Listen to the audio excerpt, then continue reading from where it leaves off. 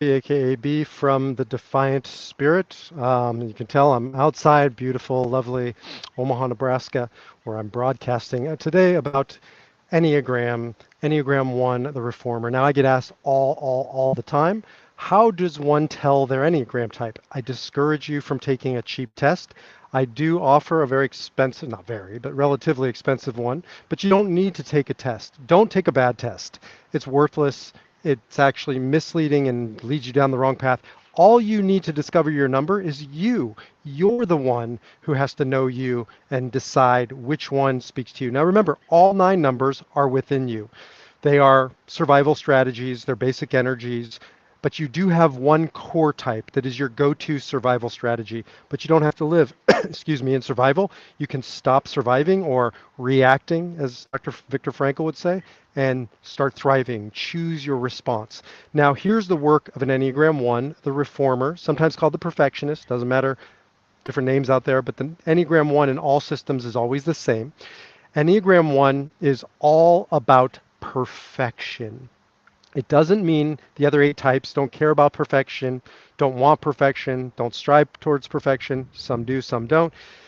It doesn't mean that Enneagram 1s are always in perfection, being perfect, or striving for it. It just means it's their it's their why. It's their oxygen. If you want to know if you're a 1, then just get into the realm of perfection, trying to be perfect. So when somebody is longing to be perfect, talking about perfection, you can tell they're a 1. You can tell they're a 1 when it's not perfect and they become more critical, agitated, even angry. Oftentimes, 1s don't know they're angry. They'll repress their anger. Unlike me, I'm an 8, and people know I'm angry. I know I'm angry.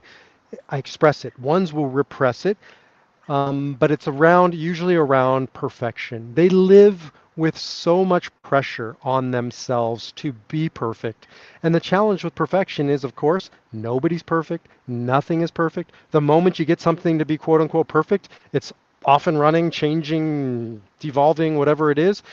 And it can be deeply frustrating for an Enneagram 1, the reformer, the perfectionist, if in fact they don't come to terms with that's what they're longing for. That's what they're trying to do to perfect others, to perfect the system, the situation, but most of all, themselves.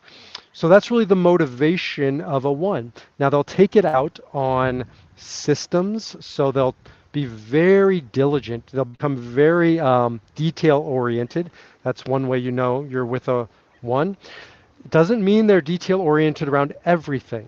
So I have a son who's a 1, God love him, and his car is an absolute disaster, but his bedroom is always immaculate. So it's where he places his attention. What he has decided is the focus of his perfectionism. 1s will also do the opposite. When things becomes imperfect, it can be overwhelming. I have a 1 that I love dearly and I work with who has legal pads. He writes down all the tasks, all the duties, all the responsibilities, a very big one word. And when it gets to be too much, he'll just shut down. So 1s will become overwhelmed by all the details, all the things that need to be done, and they can go the opposite direction of, instead of diligence or perfectionism, they just go away. They always come back. I haven't met a 1 yet who hasn't returned at some point in their life to the table, because 1s take responsibility incredibly serious.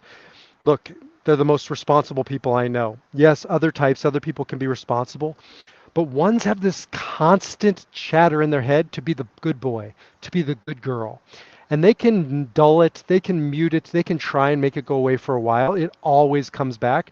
So 1s are just good people. Eventually, it comes out.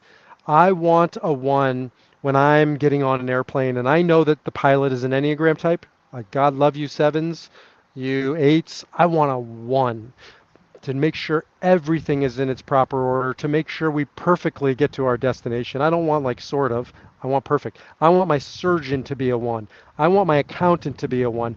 These are areas where black and white is really what you got to think about. They live their world in black and white. Shades of gray, not so much. Now, their work is to understand that most of life is shades of gray, and we can't live in black and white. However, there are certain areas where you do want black and white.